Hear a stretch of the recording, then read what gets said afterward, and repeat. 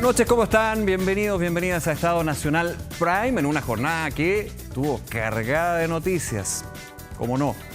El presidente Boric, que realizó un nuevo cambio de gabinete marcado por la salida del ahora exministro de Agricultura, Esteban Valenzuela, y, sorpresa del día, Mario Marcel, de la cartera de Hacienda.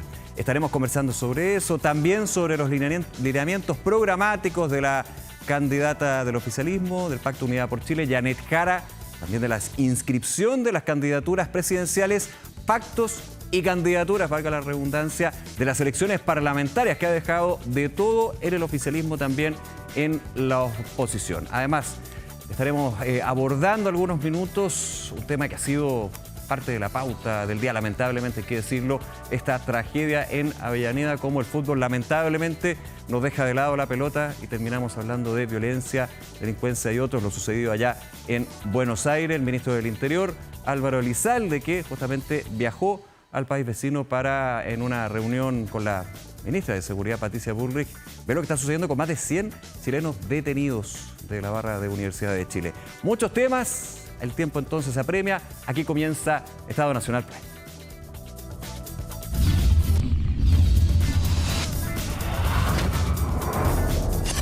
Estado Nacional. Momento de conversar justamente. Estamos aquí en Estado Nacional Prime con la diputada del Frente Amplio, vocera del comando de la candidata Janet Jara, Gael Youmans. Diputada, muchísimas gracias por acompañarnos. Muchas gracias por la invitación en este día tan acontecido.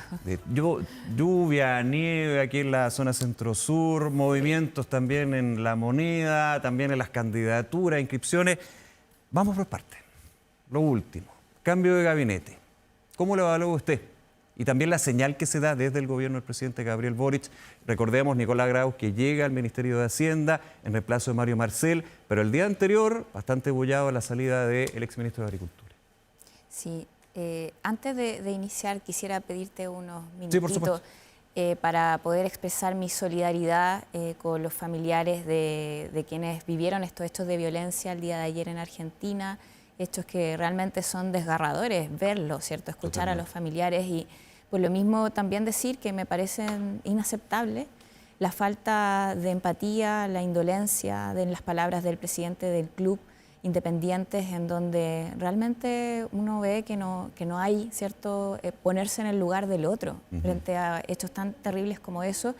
Y también me parece realmente insólito, en palabras de la misma ministra de Seguridad, Bullrich, en donde señala que no hay detenidos argentinos, solamente hay sino que detenidos solamente chilenos, hay detenidos decía. chilenos. En la declaración conjunta, el punto de prensa o conferencia conjunta Así con el es. ministro Elizalde. O sea, me parece insólito y yo espero que tengamos justicia. Así que quiero también saludar la rapidez y espero que en esto también tengamos el apoyo transversal, porque en esto el país también tiene Sí, que defender. aprovechando ese punto, Sí. justamente que usted toma, diputada, que el ministro del Interior haya viajado a Buenos Aires, haya reunido con la máxima autoridad de seguridad del gobierno de Javier Milei, ¿cómo lo toma también? ¿Y cuál es la señal que se da desde el gobierno del presidente? O sea, lo primero me parece que es una señal necesaria, ¿cierto? De rapidez, de tomar los hechos, de hacerse cargo, de además tomar la responsabilidad, porque hay muchos familiares que están preguntando, ¿cierto? Que no saben el paradero de sus familiares, y eso, además de haber visto los hechos de violencia por medio de redes sociales, te deja en una situación bien desgarradora, y por lo mismo me parece bien la actitud que ha tomado en este sentido el gobierno. Claro, y por eso lo voy a ligar, no tiene nada que ver, pero en términos de, y el propio presidente Boric lo mencionaba en el cambio de gabinete, y mencionaba lo que sucedió allí en Buenos Aires, en Argentina, y por eso no estuvo el ministro del Interior, faltaba justamente él para este cambio de gabinete. El día de ayer, y quiero ir por parte, porque sorprendió la salida, se habla de una salida y una medida política del exministro Valenzuela. Recordemos que no se logra la lista única y aquí se nota, y le hago la pregunta, ¿es finalmente eso o no? Uno entendería, y lo que habla con parlamentarios, con políticos, es que aquí se pasó la cuenta a la Federación Regionalista Verde Social. Mira, yo en esto, primero, además de decir algo que es a todas luces de conocimiento, ¿cierto?, que es atribución exclusiva del presidente. Facultad exclusiva, por supuesto. Por cierto, en quien deposita su confianza para los ministerios y también para la subsecretaría. Pero además de eso me quedo con las palabras del mismo ex ministro de Agricultura, en donde señala que tiene una buena relación, ¿cierto?, con el presidente, que valora además lo que se pudo trabajar durante este tiempo en su cartera, y en ese sentido también me quedo con esa intencionalidad. Ya. Ahora, pero cuando Jaime Mulet, de la Federación, dice el día de ayer, cuando estábamos a la espera de confirmar la salida del ministro Valenzuela, si se concreta, lo tengo acá, sería una torpeza enorme. Y hablaban de una medida casi infantil. No, no comparto sus dichos. O sea, creo en primer lugar porque es facultad, ¿cierto?, exclusiva del presidente. El presidente, y no me cabe duda, que toma las definiciones teniendo en consideración las mejores, en el fondo, liderazgos, los mejores liderazgos para poder hacerse cargo de estas carteras que ahora, en este momento en particular, tienen que ver con los últimos meses, ¿cierto?, que le quedan de agenda al gobierno, y por lo tanto las prioridades que se tienen que tomar en ese sentido. Y además han sido las mismas palabras de la candidata, así que yo me quedo con eso. De hecho, también lo decía ayer Jaime Mulet en el Congreso, esto podría afectar la candidatura de Janet Jara. Los colegas, los periodistas del Congreso le decían, ¿pero cómo podría afectarlo? Digamos, bueno, por el tema del pacto parlamentario, no hubo lista única, aquí no hablaba de represalia, yo estoy parafraseando, digamos, pero dejó entrever que en la mirada de la Federación dijo, mantenemos el apoyo restricto, somos leales a Janet Jara, porque aquí está todo conectado, un año donde cualquier movimiento político se conecta. No, ¿Preocupa lo que podría ser de alguna manera, lo pongo así, un eventual descuelgue? Mira, más bien en este sentido, además de decir que la candidatura de Janet Jara refleja una diversidad de actores que están detrás, ¿cierto? Tanto partidos políticos, liderazgos, independientes, organizaciones sociales, y que por lo mismo, entendiendo esa diversidad, el foco principal de la candidatura va a estar en seguir ampliando y convocando, hacerse cargo de entregar soluciones, empatizar y recorriendo el país con ese objetivo. Entonces, más bien el foco nuestro va a estar en poder ampliar y ser lo más convocante para ganar la elección. Voy a volver a la candidatura, hay mucho que conversar, pero brevemente vuelvo al cambio de gabinete, la salida de Mario Marcel, que llegaba como una carta de garantía y seguridad en lo que tiene que ver con Hacienda cuando llega la administración Boric, para los mercados, para los economistas, para los gremios. Deja su cargo por motivos personales, distinto a lo que sucedió con el exministro Valenzuela. ¿Cómo evalúa la salida de Mario Marcel? Y sobre todo las dudas en el Congreso que hemos escuchado en las últimas horas de Nicolás Grau como ministro de Hacienda. Bueno, lo primero es destacar el rol que jugó el ministro Marcel durante todo este tiempo. En lo particular, además, pude ser parte, ¿cierto?, de las tratativas, de los diálogos durante momentos importantes. Me tocó mucho en la Comisión de Trabajo, por la reforma previsional junto a Janet Jara. Claro, y en la Comisión de Hacienda me tocó también con el ministro verlo construir acuerdos, liderar temas importantísimos, por ejemplo, el que votamos el día de ayer, ¿cierto? El poder dar lugar a un nuevo sistema de financiamiento de la educación superior y poner fin al CAE, o la reforma de pensiones, como bien recordaba, el Sistema Nacional de Cuidados, tantas agendas importantes que van a dejar ahí la huella de Mario Marcel. Y por cierto, además, en el rol que jugaron en la reforma de pensiones, de manera, ¿cierto?, jugando en equipo con la ex ministra Janet Jara, y eso creo que es muy relevante, y tenemos la mejor opinión de Mario Marcel, y espero que tenga el mejor de los éxitos en lo que venga. Usted, diputada, destaca la capacidad de construir acuerdos de Mario Marcel. Así es. ¿Esa capacidad también la tiene Nicolás Grau?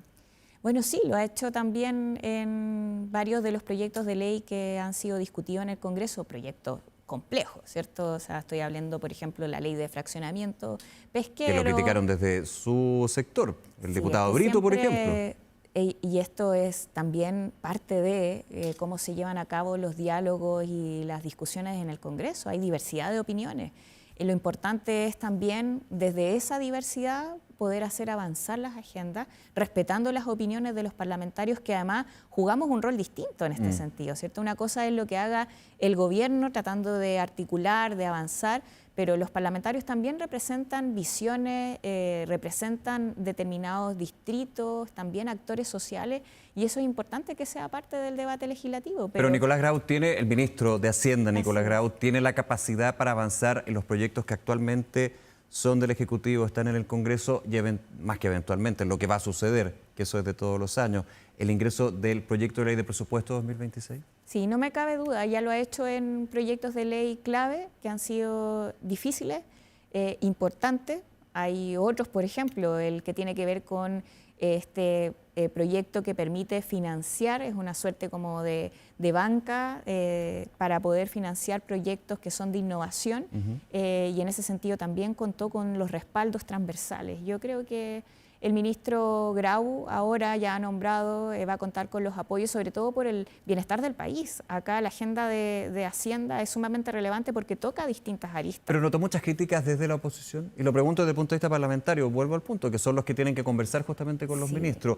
Y lo digo en términos de que durante la mañana se conocía esta información de trascendidos de la salida de Mario Marcel, luego se iba conociendo en distintos medios de prensa la llegada de Nicolás Grau, e inmediatamente, de hecho aquí mismo llegaban declaraciones cuñas, como le decimos nosotros, de parlamentarios de oposición con una mirada muy crítica de ministro Grau. No me sorprende las posiciones críticas de la oposición, porque además también tuvieron posiciones críticas incluso a la gestión del ministro Marcel. O sea, hace pocos días el ministro Marcel estaba exponiendo en la Comisión de Hacienda frente a los cuestionamientos por las proyecciones de crecimiento económico.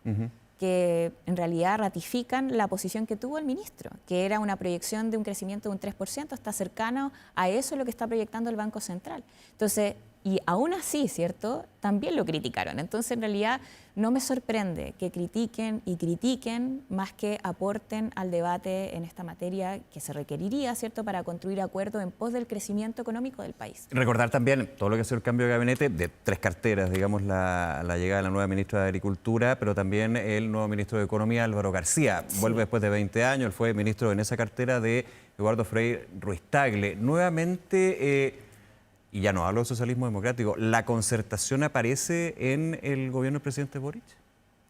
Bueno, en realidad yo aquí respecto al ministro de Economía, que también obviamente le deseo lo mejor en lo que viene, me parece que más que decir, ¿cierto?, que represente a una ala u otra, me parece que el gobierno tiene un espíritu de equipo porque están en el fondo enfrentando y proyectando cuál va a ser el lineamiento que tiene en esto el presidente de la República. Y el presidente ha trazado una agenda bien clara en esta materia.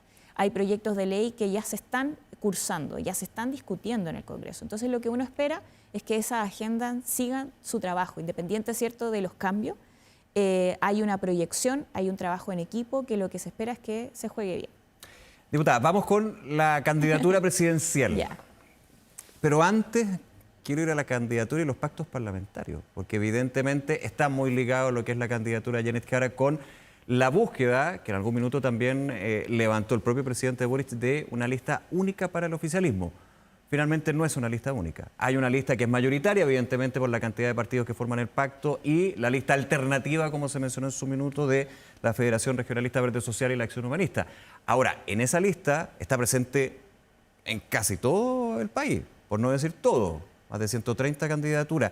Y muchos dicen que eso genera un problema para Janet Jara, aspirando a tener un Congreso que le dé mayoría para llevar a cabo su programa. ¿Qué pasa con eso? Sí, bueno, nuestra candidata Janet Jara también señaló cuál era su voluntad desde un inicio, era tener una sola lista, ¿cierto? Y tener la posibilidad de construir esa lista. En realidad le tocaba, ¿cierto?, a los liderazgos de los partidos políticos, esas negociaciones, esos diálogos y los acuerdos. Bueno, finalmente el resultado ya lo sabemos, pero sí nos quedamos con que la candidatura hoy por hoy cuenta con el respaldo de ambas listas, pero el principal foco y la centralidad de la campaña va a estar en seguir ampliando y seguir dialogando. Por eso Janet Jara está hoy día, ¿cierto?, recorriendo el país, presentando los lineamientos programáticos que fueron también publicados hace pocos días, con la intención de poder incorporar soluciones y necesidades en la medida que vayamos avanzando en el recorrido. O sea, hoy por hoy, de hecho, hace pocos días estuvo en Antofagasta, Calama, Mejillones, también hablando sobre la descentralización, el impacto para los trabajadores mineros y para, en general, la comunidad del royalty minero. Y lo bueno que sería seguir profundizando medidas de esa connotación, ¿cierto? Que la descentralización, en el fondo... Lo estoy poniendo como uno de los temas también que ha salido la candidata. Entiendo. Ahí el tema más bien es que la descentralización no sea solamente una voluntad de palabra, sino que también venga con recursos económicos. Y eso es lo que ha implicado el royalty minero, recursos económicos para las regiones. Y en ese sentido, la voluntad va a estar en seguir propiciando ese tipo de medidas. Y ahí, a contrapelo de lo que hemos escuchado, ¿cierto? José Antonio Kast también partió su campaña en esa zona, diciendo, ¿cierto?, que quería defender la regionalización y la descentralización. Pero cuando hubo que votar el royalty minero, votaron en contra los parlamentarios del Partido Republicano. Entonces, al final, no está el compromiso real, es solamente un compromiso de palabra. El que tiene Janet Jara es un compromiso real. Y ahí la voluntad de todos los parlamentarios fue, de las dos listas digo, en el Congreso fue apoyar el royalty minero. Eso es lo que tenemos que seguir buscando. El objetivo es que el país avance con cambios, con certeza. ¿Usted ve entonces una unidad en las líneas o norte, digamos, de las dos listas del oficialismo? Eso es lo que va a propiciar nuestra candidata. Pese a que de alguna manera cambia, no radicalmente, pero sí de una manera drástica lo que era la aspiración de la candidata Janet Jara de tener primero una lista única considerando las mayores oportunidades para poder tener un Congreso de mayoría. Sí, o sea, es que esa era la voluntad que ella tuvo, la que dijo además en más de una ocasión. Porque aquí está la dispersión de votos, o sea, hablando muy en la práctica estrategia electoral. O sea, yo en realidad espero que las mayorías que también anhelan poder contar con más derechos en el país se puedan ver expresadas en mayorías políticas. Y para eso, claro que era importante tener una sola lista. No se logró, y esa es la realidad con la que ya contamos, ¿cierto? Quienes vamos a ser parte, en lo particular también soy candidata, pero lo que uno espera es que una vez electo el Congreso se trabaje colectivamente en pos de los cambios. Entonces, acá tenemos una candidatura, la de Janet Jara, que con anterioridad también ha propiciado acuerdos entre quienes somos y pensamos distintos. Y eso veo en su liderazgo. Lo veo también en la composición de estas listas que la apoyan, en personas que quizá en algún momento estaban en otra parada, en otra visión, y hoy por hoy se han sumado también, bajo el liderazgo de Janet Jara. Ahora, con respecto a la lista parlamentaria, de cajón preguntarle también a usted, diputada, ¿complica la candidatura del exalcalde de Recoleta, Daniel Jadue, a la candidatura de Janet Jara? Bueno, Janet ya ha señalado su posición. Claro, lo dijo antes de la inscripción, después de la inscripción. Lo que se alega, más que se alega, pero que se critica, se habla de una falta de liderazgo sobre su propio partido, el Partido Comunista, al haber dicho antes de la inscripción de la candidatura del exalcalde que ella prefería o veía más conveniente que se preocupara de su defensa judicial, lo que repitió tras la inscripción. Pero más allá de la figura de Ariel Jadue, porque obviamente ahí es un tema totalmente personal, es el Partido Comunista quien desoye de alguna manera esa solicitud o aspiración de la candidata. Yo más bien me quedo con que la candidata tiene una posición y tiene una visión que es autónoma, independiente de incluso la visión que puedan tener los partidos que la respaldan. Y acá el liderazgo que convoca a 9 partidos distintos es Janet Jara. No es cierto que sea militante de X partido, sino que es su liderazgo. Y ella es la que se está presentando como candidata presidencial. Es ella la que está defendiendo esas ideas. Y por lo mismo, la tranquilidad para mí, y creo que para quienes estamos también respaldando su candidatura, es esa. ¿Ha tenido que desmarcarse de su partido la candidata? Más bien, ¿O se le ha llevado a eso, digamos? Más bien, me parece que ella ha mostrado cuál es su postura frente a distintas contingencias, posiciones que hay que tomar, y con bastante firmeza y autonomía. Y eso es algo valorable, sobre todo en quien uno piensa, ¿cierto?, que va a liderar el país. Lo que uno espera es que tenga la disposición de ir a defender una posición independiente que a veces pueda ser parte de un debate político que incorpore a los partidos. Pero en eso, al menos tener liderazgo, yo lo encuentro valorable, sobre todo en una mujer en política que a veces se cuestiona, ¿cierto?, o a veces se mira como que supuestamente no tendría ese liderazgo, y yo creo que Janet ha demostrado, no solo con palabras, sino que con hechos, que tiene una posición que empuja, y que empuja a nosotros al menos a respaldarla. Otro tema que se ha hablado de semanas complejas para la candidata Jara, en términos de sus lineamientos programáticos, pero sobre todo el programa de primaria. más allá de la cantidad de páginas, no quiero volver al tema, digamos, pero sí elementos que estuvieron en las primarias. Se habló del reseteo y ahora estamos con la presentación de un lineamiento programático donde hay diferencias, por ejemplo, en el tema económico. Por ejemplo, en un tema que no es menor y que ha sido parte de la lucha del progresismo, que es la despenalización del aborto. Aquí obviamente uno hace la suma más resta, no nos vamos a entrar a reinventar la rueda en términos de la incorporación de la democracia cristiana. Ella también dijo, bueno, va por ese lado, digamos, no lo ocultó, pero sí habló de, quiero hacerlo muy bien, imprecisión en términos de decir que en su programa de primarias no estaba contemplado, no se había conversado, discutido o planteado la despenalización del aborto, y efectivamente sí estaba. Sí, bueno... ¿Puede llegar a tanto el reseteo, un partir, lo voy a extremar, pero un partir de cero? No, yo creo que no se trata de eso. Me parece que, bueno, primero Janet también reconoció que cometió un error, ¿cierto? Error humano, dijo. Efectivamente. Y además... Pero una seguidilla de estos temas, la tercera o cuarta, ¿no? Lo que pasa es que también yo lo veo como parte del proceso. ¿En qué sentido? Yeah.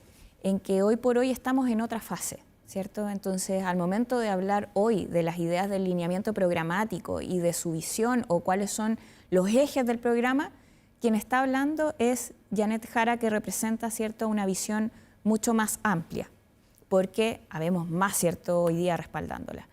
Y en este sentido, estos lineamientos programáticos son mínimos que nos unen, pero la idea incluso de este mismo recorrido que está haciendo por el país tiene que ver con empezar a consolidar en una serie de diálogos un programa que sea más robusto, que se incorporen también visiones.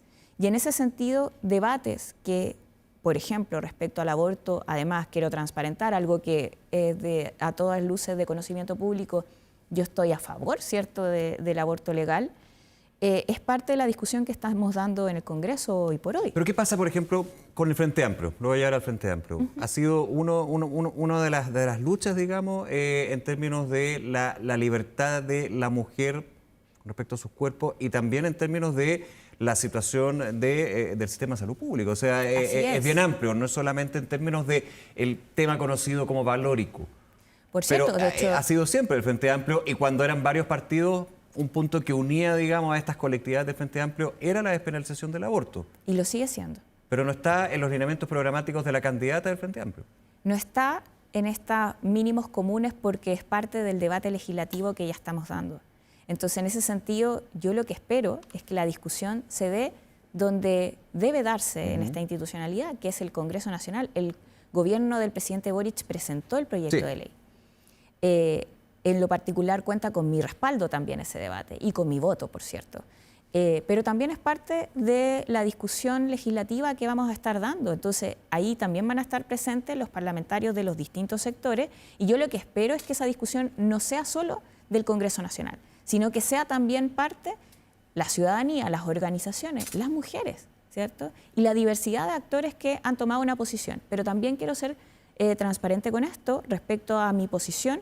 Yo creo que el aborto legal, en primer lugar, es un tema de derechos sexuales y reproductivos, es un derecho de salud de las mujeres y es una temática de salud pública y así espero que en el debate legislativo sea tratado. Nos quedan 2 minutos para enfocarme también en lo que ha sido la gira nacional. En algún minuto, de hecho, la propia candidata dijo, voy a dejar de participar en foros y en debates, que hubo muchos, varios, y qué bueno que haya, digamos, porque se van contrastando también distintas visiones desde los que podemos ver nosotros, ¿no? Y va a ser la tónica hasta noviembre, esperemos. Pero dijo, necesito ir a hablar con los chilenos y las chilenas a la gira nacional. Así es. Eso sigue su curso, ¿cómo se ha evaluado también desde la candidatura, la campaña y los efectos que ha tenido? Que claro, se va moviendo. Entiendo que está, de hecho, nuevamente en Santiago, va a seguir viajando, es intenso. Sí, bien intenso. Está el objetivo de recorrer 28 ciudades. Hasta ahora ha tenido en realidad una cálida y bonita acogida en distintos lugares. Claro, ha estado en Valparaíso, en Quilpué, en Antofagasta, en Calama, en Mejillones, y ha sido bien relevante sobre todo porque a veces la política y sobre todo la discusión de las candidaturas presidenciales ha estado más bien en lugares más reducidos, ¿cierto? grupo. En debates que no son los debates, digamos, nacionales ni televisivos, sino que más bien son debates que están organizados por ciertos organismos y Sí. organizaciones. Ahora, que han tenido su riqueza, muchos dicen, ¿ah? Porque Por han cierto. llevado a las candidaturas, y ahora tenemos 8, un plantel de 8, Claro. en algún minuto fueron 3, en algún minuto se presentaron 5 en un debate de minería, en temas bien específicos que muchas veces en los debates de temas general, varios temas, no logran ir al detalle de. El tema de Sí. los salmones, por ejemplo, mineros, transportistas. Y bueno, Janet participó Sí. en prácticamente la mayoría de Sí, ellos. totalmente. Y por lo tanto ya terminó esa fase. Ya. Y la idea es poder también tener instancias de diálogo más directo con las personas comunes y corrientes, ¿cierto? Que también quieren ver soluciones a sus problemas. No solamente, ¿cierto?, la discusión sobre las empresas o los salmones, que está bien y hay que tener postura y de hecho tenemos propuestas para ello, sino que también para necesidades como, por ejemplo, cómo puedo llegar a fin de mes y resolver todas las necesidades que tengo. Entonces, en ese sentido, por ejemplo, las propuestas como el sueldo vital, que sé que ha sido también parte de las polémicas en la primera parte De hecho, de la ingreso discusión. vital. El ingreso vital a 750.000 pesos es parte de las preocupaciones y de las propuestas relevantes que estamos levantando. Diputada Gael Jomans, se nos acaba el tiempo. Muchas gracias nuevamente por acompañarnos. Muchas gracias a ustedes por la Esté invitación. muy bien. Y si no puedes tener el control total de tu empresa desde cualquier parte y en línea, Kame ERP es para ti. Facturación electrónica, integración con bancos, flujo de caja, remuneraciones, todo en un solo lugar y mucho más. Desde 2 UF al año, toda la info en kame.cl o en comercial@kame.cl. Hacemos una pausa, regresamos. Varios temas que vamos a estar conversando con nuestro panel aquí en Estado Nacional Prime. No se va.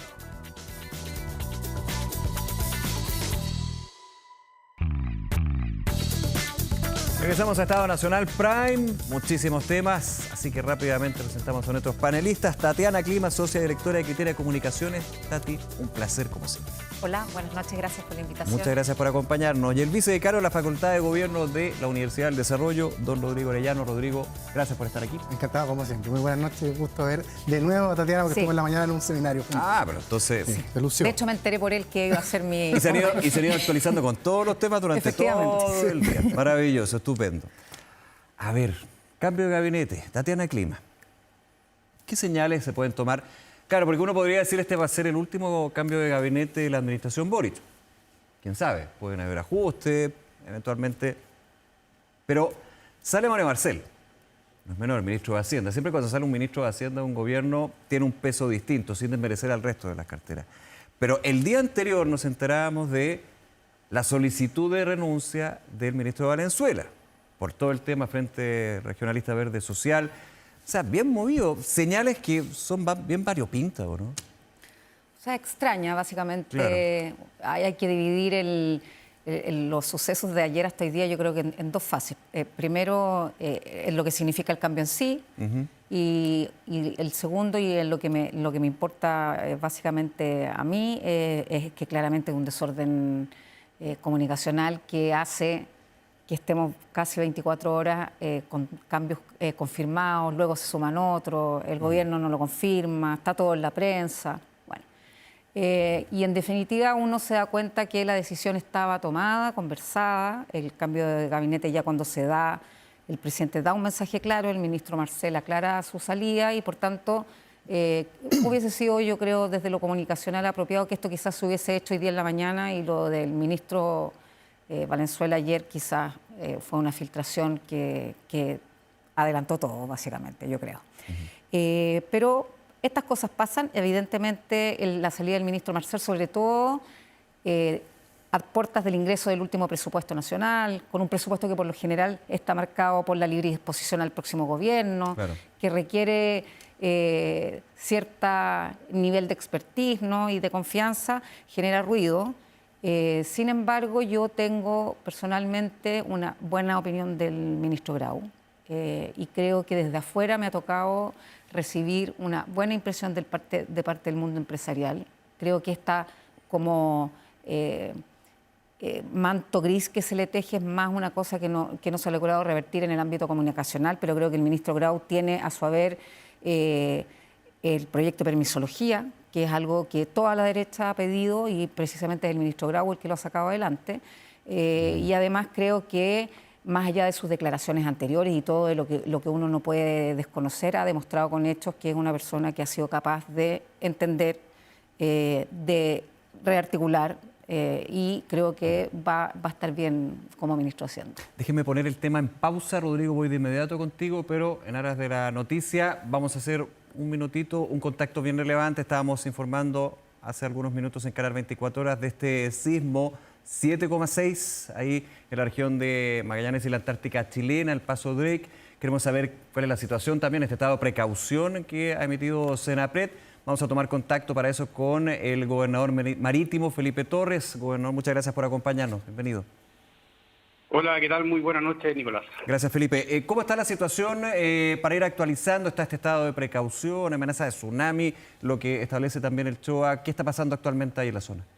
Sí, mira, primero indicar de que el sismo fue bastante intenso. De acuerdo a la percepción, fue 4. Posteriormente nos llegó el informe del SNAM, del CHOA, que reportó lo que ya se sabe. Y obviamente se activaron todos los protocolos y da el estado de precaución, lo que está asociado a un tsunami menor, también se aplicó eso, lo que indica que hubo que evacuar el borde costero. Particularmente acá en Base Frey, todas las casas, refugios y lugares de trabajo están alejados del sector de costa, por lo tanto, y otro factor importante acá en la Antártica, que en este minuto estamos con una ventisca importante, estamos con viento de más de 70 kilómetros por hora, así que en ese sentido salir al exterior es bastante complejo. Por supuesto. Pero dado que esto fue anunciado como un tsunami menor, está anunciada también la llegada de la ola a las 0006. Eso, la verdad es que no se vio instrumentalmente ni tampoco visualmente alguna variación importante del mar. Okay. Así que puedo indicar finalmente de que estamos sin novedad, gracias a Dios. Buena noticia. Nos comentaba Felipe lo que sucede en Base Frey. ¿Pasa Antártica? ¿Cuál es la información también que se tiene? ¿Perdón? Lo que tiene que ver con Base Antártica en ese sentido. Sí, en este minuto nosotros nos encontramos acá en Base Frey. ¿Ya? Y el reporte que estoy dando es con respecto a lo que ocurre en Base Frey.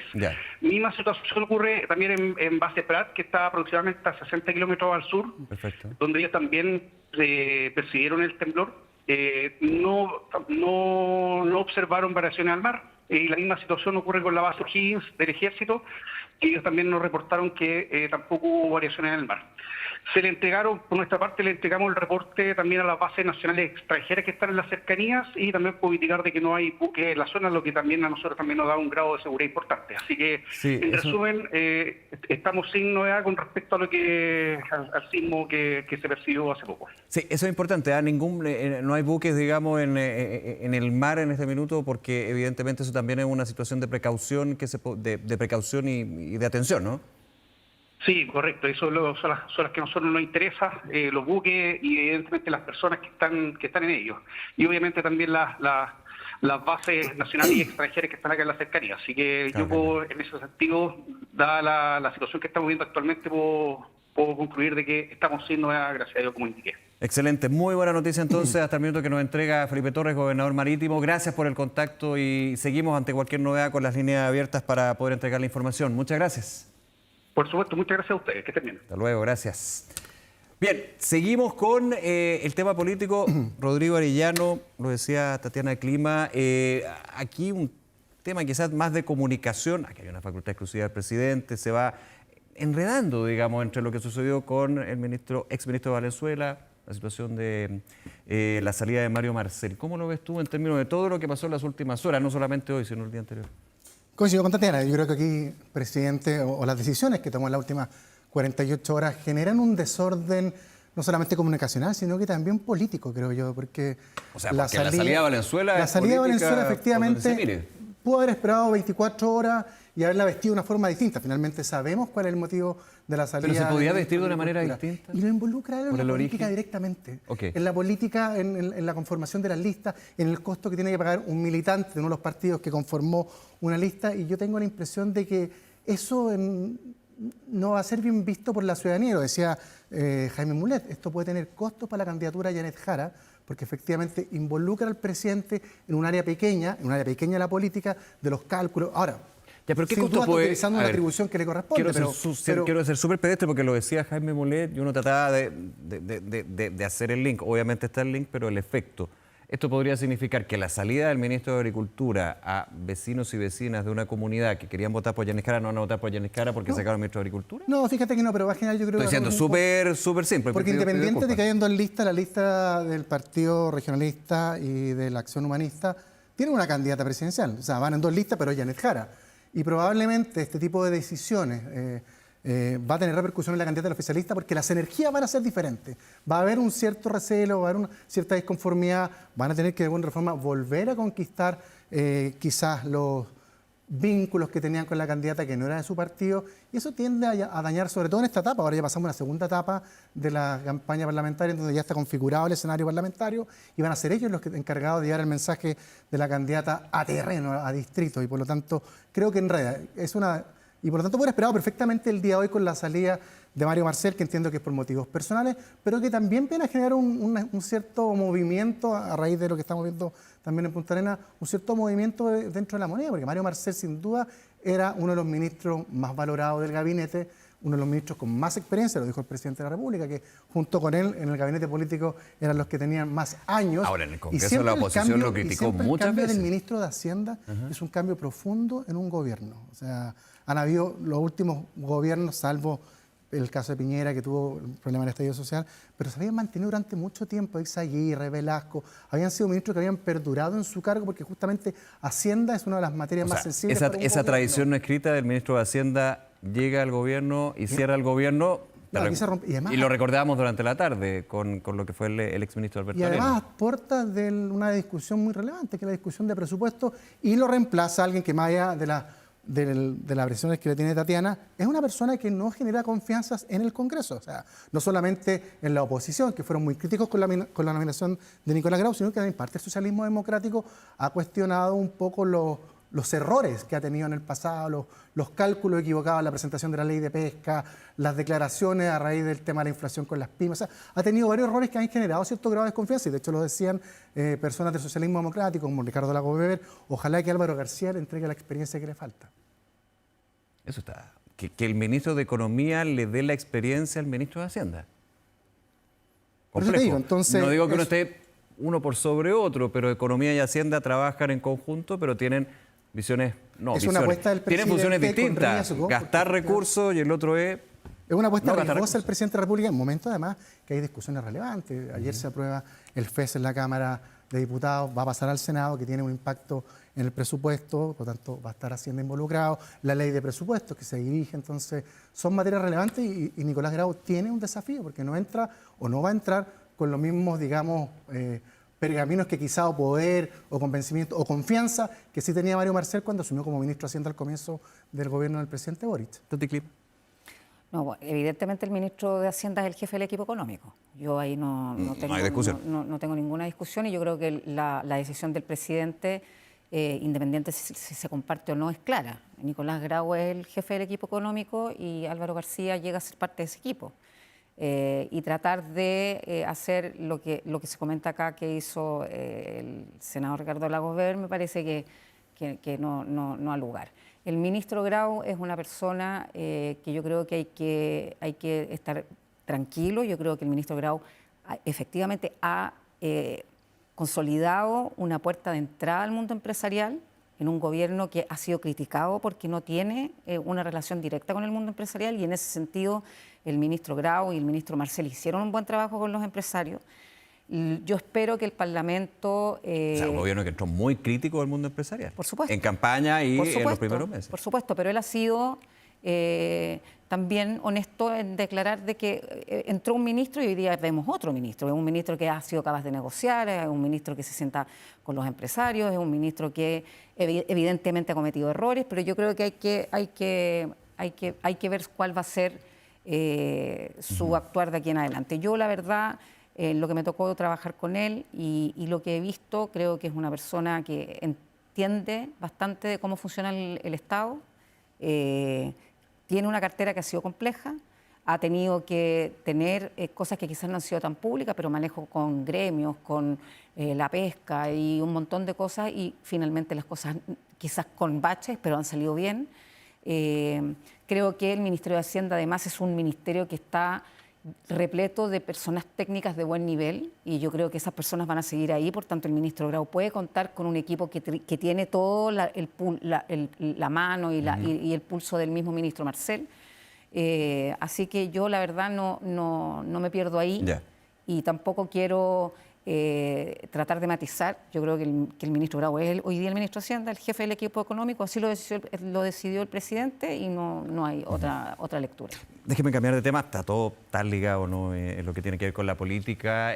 Semana donde terminamos con los nombres ya definitivos. 8 candidaturas presidenciales. Falta la ratificación de CERVEL. Falta ratificación. Pero estamos, Sí, no, estamos solo de- 8 hasta el minuto. Muy buen efectivamente. punto, Rodrigo Orellano. Falta ratificación del... hay que seguir los procedimientos. Y eso va a ser muy relevante en las candidaturas parlamentarias. Ahí vamos a empezar a hablar de las grandes batallas, los distritos. Aquí tenemos... Esa va a ser la papeleta. No, por acá. Perdón. La papeleta de noviembre. No hay mucha sorpresa, ¿no? No. ¿No?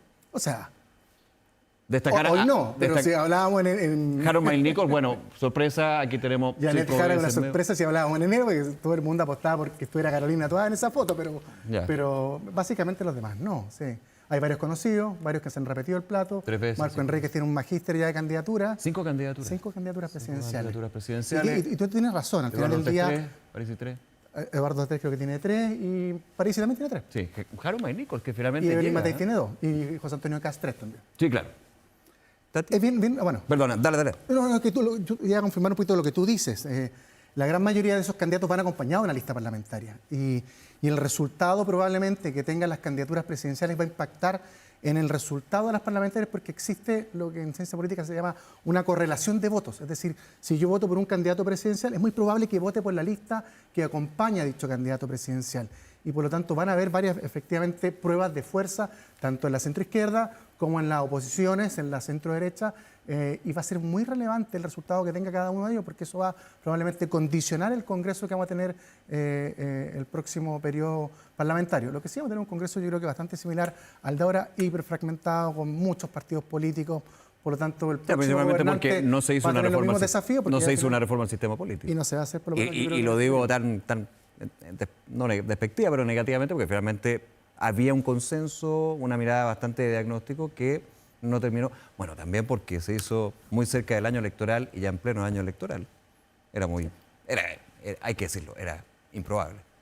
Mira, yo la verdad es que todavía quiero ver qué va a pasar con el voto parlamentario y el voto presidencial. Yo todavía creo que la gente está en otra sintonía. ¿Ya? Básicamente, evidentemente la gente más politizada, que son la minoría, ¿no? Vota por un candidato y vota por el parlamentario que siga al candidato. Claro. Pero yo la verdad quiero ver si eso se va a replicar en todo el resto del 90 y tantos % de la ciudadanía que hoy día va a votar de manera obligatoria y con un harto hastío del nivel de crispación de la política, y sobre todo con un parlamento que a vista y paciencia de todo el mundo no resuelve mucho, sino que para quien sea gobierno ha terminado siendo un espacio donde los incentivos para llegar a acuerdos son nulos. Como lo que dijo José Antonio Cast. Es que sabéis que yo no me enredé con eso. Yo creo que José Antonio escuché, sí. José Antonio Cast tiene un equipo de asesores bastante inteligente. Creo que lo que dijo José Antonio Cast empalma con lo que la ciudadanía hoy día está buscando, que es una persona que diga este tipo de cosas como voy a hacer las cosas igual, y él sabe perfectamente que no es así. Claro. Se le critica la forma de candidato presidencial, es decir, el Congreso no es tan relevante como ustedes piensan. Pero yo creo que el Congreso es relevante y creo que hay que tener ojo con las cosas que él puede hacer sin pasar por el Congreso, que sean claramente algo que atente contra la democracia, ¿no? Yo creo que hay que focalizar. Pero evidentemente el presidente Gabriel Boric sacó Copago Cero sin pasar por el Congreso porque requería gestión presidencial, y Sí. yo creo que un presidente en un régimen presidencial, así como está, si es capaz de gestionar cosas de ese nivel, ¿no? Que van de ayuda directa de las personas, bueno, bienvenido. Yo creo que el Congreso hoy día claramente es un espacio para cualquier gobierno imposible. Viendo tu nombre, y quería ir justamente a ese punto de lo que son las presidenciales, ¿no? A ver, hay conceptos y temas clave. Seguridad. Quizás en otras elecciones no era el top one, siempre ha sido importante, pero no era el top one, ahora es el top one. Y se nota, de hecho, los debates, las declaraciones de quien hemos visto atrás. ¿Qué otros temas, Rodrigo, Tati, creen ustedes que van a ser claves de aquí a noviembre?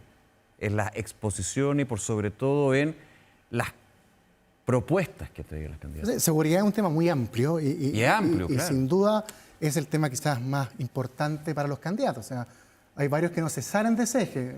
José Antonio Kast es su eje la seguridad y de eso nos ha salido en todo este periodo de campaña. Pero yo al menos creo que van a ir dos muy relevantes. Y hablando justamente de temas económicos, el empleo. El empleo va a ser seguramente uno de los temas también centrales en la discusión. El crecimiento de empleo, el crecimiento femenino, la flexibilidad, salarios mínimos, etcétera. Todo lo que involucra la activación de la economía para mejorar las cifras que tenemos, que no son muy buenas las cifras actuales, son uno de los déficits que va a dejar este gobierno. Y creo que un segundo elemento que está también subyacente en la discusión presidencial, yo creo que va a ser el tema de experiencia, fíjate, que la gente va a apostar por personas con experiencia en lo público, que de alguna otra forma hayan sido ministros o hayan tenido roles parlamentarios. ¿Pero pesa eso? Yo tengo una teoría. Ya. Yo creo que uno de los legados del presidente Boric puede también ser el tema de pensiones, pues se lo voy a dar de todas maneras porque creo que va a ser un legado relevante. Va a ser también una desconfianza en quizás los liderazgos en estos cargos de jóvenes. Creo que en el fondo a él le costó 2 o 3 años de su gobierno la improvisación, el desconocimiento, el conocido amateurismo, como le señalaban, y por lo tanto yo creo que la ciudadanía va a también buscar candidatos que le den más certeza y más seguridad en cuanto a su conocimiento de lo público y la capacidad de gobernar.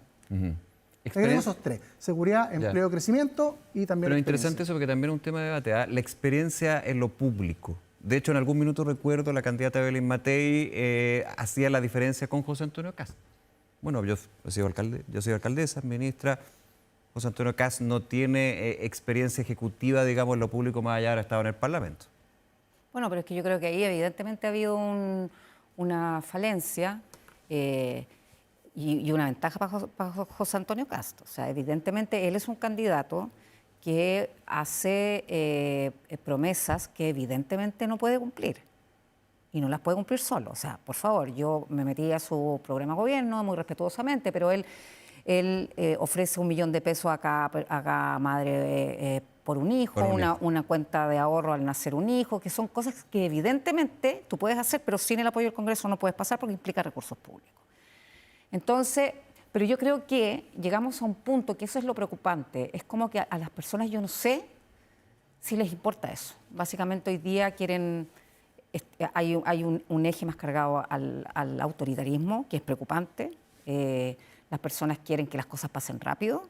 Especialmente en seguridad, por seguridad. Creo que la frase fácil de vamos a cerrar la frontera, yo la verdad todavía no sé cómo lo van a hacer, que van a cerrar el aeropuerto, que van a cerrar pero si ¿cómo lo van a hacer? revisas en todas las candidaturas, el tema de migración irregular también está puesto como una... O sea, y en aquellos, y no quiero poner el dedo, pero lo que uno pensaría en la mirada ideológica del sector que representa a Yanis Jara, también es un tema. No dice voy a cerrar la frontera, sí, evidentemente, pero sí hay un tratamiento ahí. Pero Evelyn Matei sí reconoce que cuando el presidente Piñera fue presidente, se vio impedido de expulsar a las personas que quería expulsar. Porque no es fácil, no estoy diciendo que no haya que hacerlo, pero es una falacia. Primero el país que tiene que recibirte a las personas que tú expulsas. O sea, no es como mañana vamos a expulsar a todos. O sea, eso es mentira, eso es mentirle a las personas. Eso no se puede hacer, ¿ya?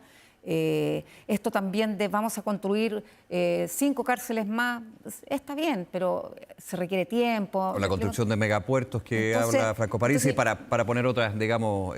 o sea, Franco Parisi es un punto acá, aparte de estudio. Franco Parisi lleva 5 años haciendo campaña hipersegmentada, prometiéndole a las personas cosas que son inexistentes, como bonos, restitución de platas perdidas en la campaña, y como no ha estado en los medios de comunicación, evidentemente nadie le ha dicho, bueno, usted, como le prometió esto a la persona, usted no puede hacerlo. Entonces, ahí hay un pero caso... Estado estuvo aquí, pero bueno, hace tiempo. Pero la Tatiana es muy Matea, muy... Llegó a muy 11% estudiosa. la otra vez. O sea, es que yo, bueno...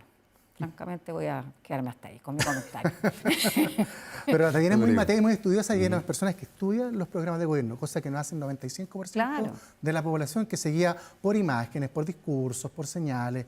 Y la verdad que los programas son un material que está disponible. Yo traté también de leer varios hoy. Bueno, todavía no están abiertos al server porque están esperando la ratificación efectivamente de los candidatos, pero ya uno puede encontrar a Evelyn Matei, Janet Jara, Franco Parisi y en sus sitios web, y ahí tú te das cuenta efectivamente que la imposibilidad de muchas de esas medidas sin un Congreso o sin diálogo con el Congreso, porque es muy probable que sea un Congreso fragmentado. Entonces, al final del día, ¿qué vamos a hacer? Hoy comentábamos si era marketing o comunicación o programa, y finalmente estamos viendo que va a ser una campaña bastante marcada al marketing. De hecho, a mí me ha llamado la atención, y nos queda un minutito, campañas anteriores se hablaba del programa de gobierno. Ahora yo no escucho mucho el concepto de programa de gobierno, lineamientos programáticos, líneas programáticas, mirada programática, como que se perdió esto de tener el dossier, digamos, con esto es lo que yo voy a hacer el primer año. Salvo la candidatura de Janet Jara, el programa de gobierno Pero ha generado un dolor de cabeza. pero en el resto de las brutal. candidaturas yo he visto lo mismo. Sí. Y es un programa que se va a ir construyendo. En el caso de José Antonio Cast,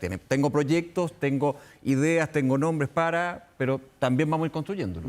O sea, no es escrito en piedra y antes uno pensaba que estaba escrito en piedra. Quizás yo me equivoco. Pero es un acto de realismo, creo yo. Ya. Yo creo que no está el contexto parlamentario y la forma en que estamos viendo cómo se desarrolla la política. Yo creo que es evidente que los candidatos presenten más bien sus proyectos y su forma de dónde quieren dirigir el país, y luego vamos viendo de a poco cómo se pueden hacer esas cosas. Yo creo que es un acto de realismo. Lamentable, porque finalmente uno tiene la sensación que en los próximos 4 años también va a ser un programa o sea, un gobierno, quien sea que gane, de mucha reacción, de poca transformación, y vaya que hay transformaciones que están pendientes. Tatiana Clima, Rodrigo Arellano, muchísimas gracias por acompañarnos Gracias, aquí en Estado Nacional Prime. Encantado. Que les vaya muy bien. Muchas gracias. Nos seguimos viendo y conversando. Hay tantos temas. Bueno, ahora vas a estar todos los jueves, ¿no? La Connie nos dejó sin avisarnos. Estamos un beso gigante a nuestra querida Cónica. Así es. A mí me toca igual hoy día. Sí. Está bien. Hay que llenar esos zapatos. Nos vamos. Muchísimas gracias por acompañarnos aquí en Estado Nacional Prime. Siguen todas las informaciones, las noticias aquí en Canal 24 Horas y todas nuestras plataformas. Que estén muy bien. Nos vemos. Chao.